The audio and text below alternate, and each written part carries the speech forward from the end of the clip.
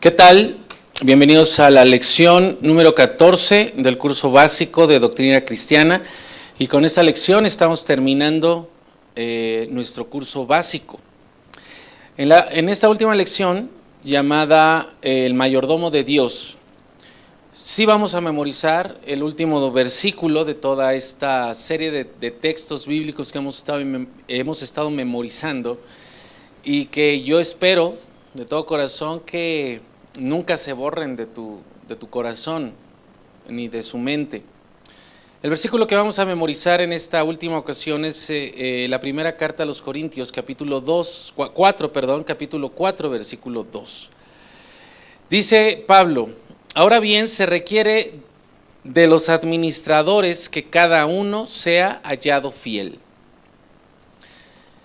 Al comienzo de esta serie de lecciones dijimos que el propósito de todo este curso es ayudarles a cada uno de ustedes a crecer en la gracia y el conocimiento de nuestro Señor Jesucristo, de nuestro Señor y de nuestro Salvador. Reafirmar tu decisión por Él, que tengas una idea más clara y una voluntad más firme de caminar, de seguir los pasos de nuestro Señor Jesús. Con este fin hemos estudiado desde la seguridad de tu salvación, desde la misma salvación, hasta el crecimiento, la madurez, pasando por la tentación y los dones espirituales, como tú recordarás. Ahora vamos a esta lección final, pero en esta lección final de alguna manera comprende todos los demás temas que hemos estado tratando. Y esto es la responsabilidad que tenemos nosotros, y muy particularmente ese término que es el que da título a esta última lección, que es mayordomo. Nosotros somos mayordomos de Dios. ¿Qué es ser mayordomo? ¿Qué es la mayordomía? Este término se encuentra, como mucho de lo que hemos visto desde el inicio de la Biblia, en el libro de Génesis. Vamos a ver Génesis capítulo 2, versículo 15, donde dice: tomó pues Jehová Dios al hombre y lo puso en el huerto del Edén para que lo labrara y lo guardase.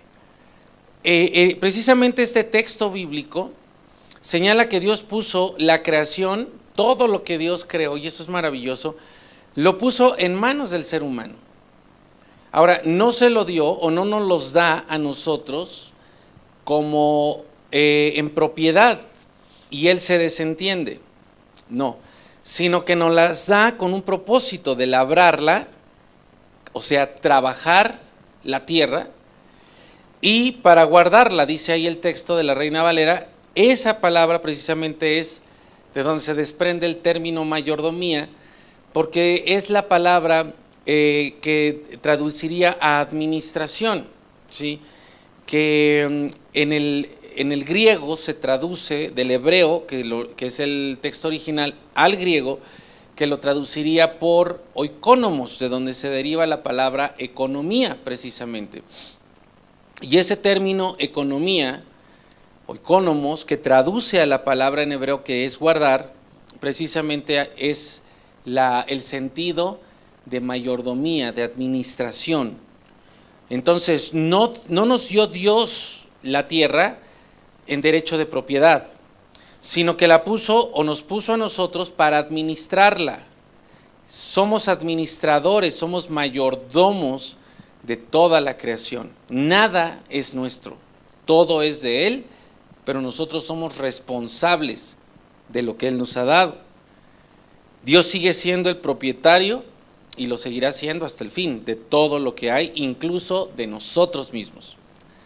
Ser mayordomo entonces significa que solo administramos las cosas para Dios, para poder entregar buenas cuentas delante de Él, y que esa administración debe ser para el mayor bien de nosotros, pero también de todas las personas que están a nuestro alrededor y finalmente de toda la humanidad.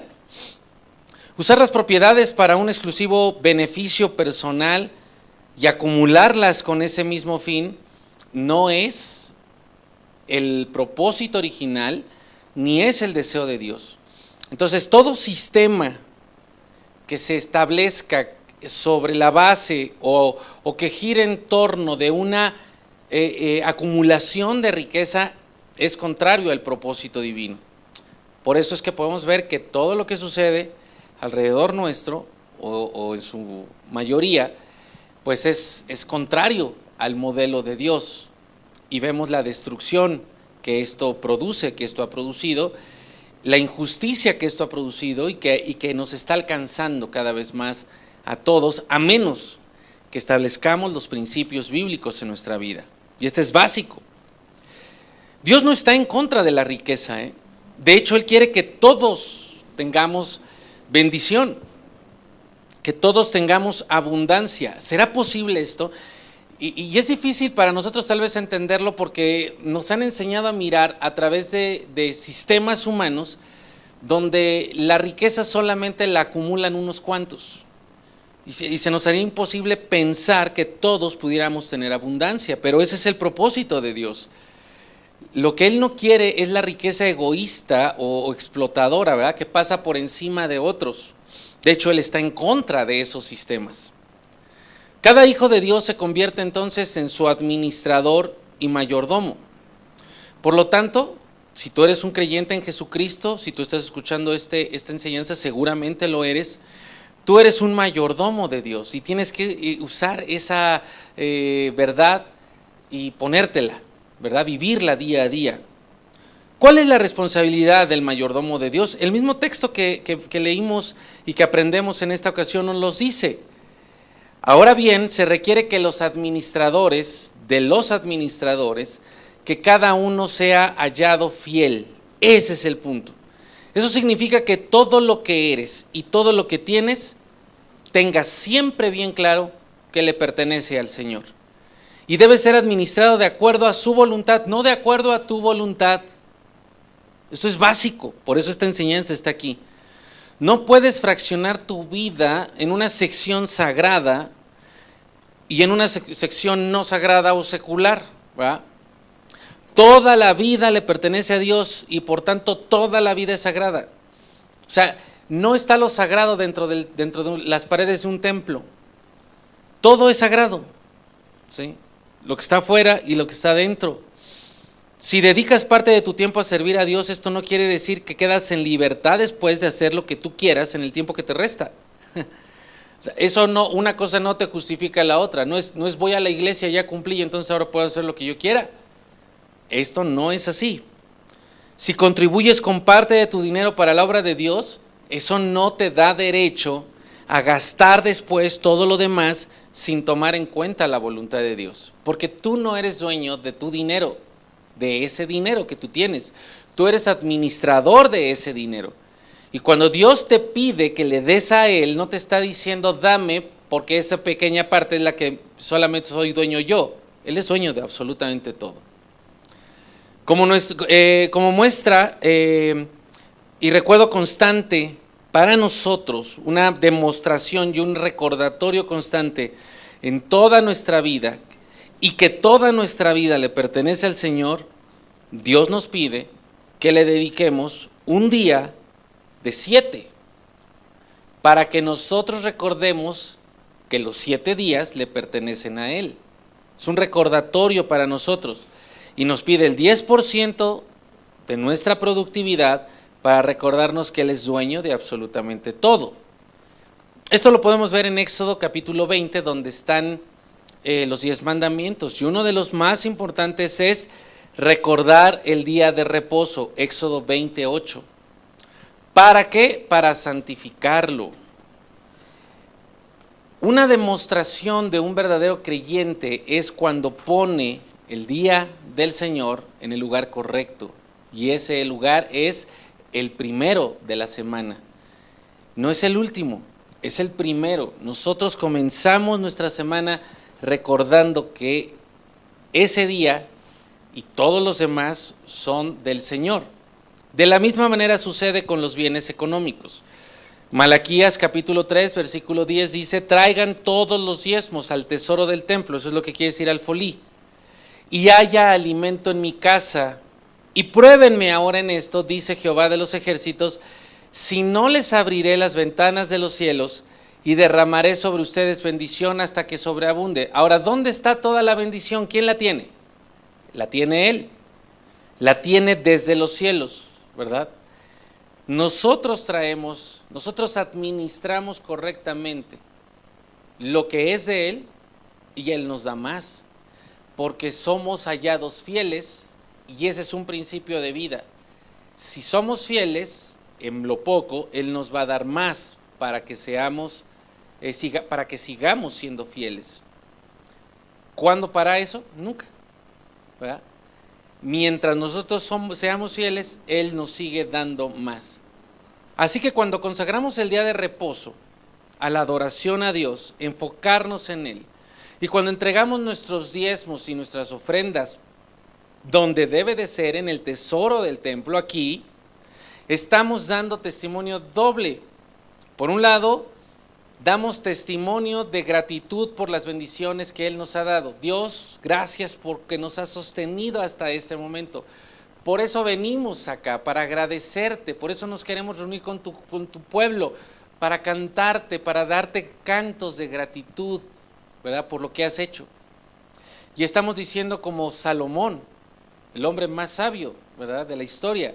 En el primer libro de Crónicas, capítulo 29, versículo 14, dice: pues todo es tuyo. ¿De quién es? De Él. Y de lo recibido de tu mano te damos. Dios nunca te va a pedir que le des algo que no has recibido. Todo lo hemos recibido. Tú no eres dueño de tu vida, la recibiste. Tú no eres dueño de tu tiempo, Dios te lo da. Ni siquiera tu cuerpo te pertenece, menos el dinero, menos las propiedades, los bienes, quiero decir, los bienes muebles o inmuebles. Salomón lo tenía claro y por eso era sabio. Tenlo tú claro, todo es de Él y de lo que Él nos da, le damos. ¿Por qué Él necesita? No, porque nosotros necesitamos recordar que todo es de Él. Por otro lado, damos testimonio de nuestra fe en los futuros cuidados del Señor. No solo agradecemos lo pasado, ponemos nuestra fe en que Dios va a seguir siendo fiel al cuidarnos. Y esto tenemos una promesa tremenda, lo basamos en la promesa de Jesús, Mateo 6, versículo 33. Mas busquen primeramente, y esa palabra es de suma importancia, antes que cualquier otra cosa, tenemos que buscar el reino de Dios y su justicia, y todas las demás cosas van a ser añadidas. La mayoría de las personas que llegan a los pies de Cristo estamos al revés, ¿verdad? Buscamos todas las añadiduras primeramente y nos olvidamos de buscar el reino de los cielos. Cuando llega el final del día estamos agotados por buscar todas las añadiduras y ya no tenemos tiempo para el Señor. Vidas agotadas, vidas improductivas, cercanas a la muerte, ¿verdad? Un infarto, un coma diabético, algo, ¿verdad?, que afecta a nuestra salud. En su sabiduría, Dios estableció un sistema justo y equitativo para que sus hijos le adoren mediante sus bienes. El hecho de que tú tengas riquezas o no, ¿verdad?, de que ganes mucho o poco, entiéndelo, no influye, no cambia tu responsabilidad en cuanto a ser un buen mayordomo. Un buen mayordomo debe de ser la persona que tiene muchísimo dinero como la persona que no lo tiene. Dar es igual para la persona que tiene como para la persona que cree que no tiene. Un rico debe de darle a Dios el séptimo día como un pobre, ¿verdad? Y el pobre tiene que dar su diezmo igual que un rico. La cantidad tal vez va a modificarse, pero la obligación no. El motivo que debe de inspirarnos a cumplir con esta obligación de dar no es el temor. El diezmo es un canal para la bendición de Dios, es para más cosas. El Señor Jesús afirmó que es más feliz el que da. ¿Por qué? Porque comprueba que al dar recibe más. No es el que recibe es más feliz, porque el que tiene la mentalidad de recibir se queda con eso. Mientras que el que tiene la mentalidad de dar, da y recibe más. Por eso es feliz. El que diezma y ofrenda entonces para la obra de Dios se transforma en un socio para sus propios para los propósitos redentores de Dios. O sea, se asocia con el Rey con el dueño de toda la tierra. Al dar, estamos participando del ministerio en todo sentido y en todo lugar. Y por cierto, da rendimientos eternos el dar para el Señor. Cuando comprendes qué significa entonces ser mayordomo, y estos son algunos principios iniciales, nos podemos dar cuenta de que nuestra responsabilidad ante el Señor abarca mucho más que el dinero o mucho más que el tiempo, y en realidad abarca todo: nuestra persona, nuestros talentos, nuestros dones, capacidades, bienes, tiempo, familia, porque nada de eso es nuestro. Es decir, Dios espera de ti una mayordomía total en todas las áreas de tu vida, no solo con tu dinero. Dios ha entregado muchas riquezas en tus manos, tengas dinero o no, porque las riquezas no se reducen a dinero, y Él quiere que seas un buen administrador de toda la riqueza que Él te ha dado. Nuestro deseo como Río de Agua Viva es que algún día oigas, no de nosotros, sino de tu Salvador, las palabras que están registradas en Mateo 25, versículo 23, que dice: bien, bien hecho, un dedo levantado para ti, buen siervo, buen siervo. Hay siervos y hay buenos siervos. ¿Qué quieres ser tú, un siervo o quieres ser un buen siervo? Y fiel. ¿Cómo es el siervo fiel? El que recuerda todo el tiempo: nada es mío, todo es de mi Señor. Sobre poco has sido fiel, sobre mucho te pondré, y finalmente entra en el gozo de tu Señor.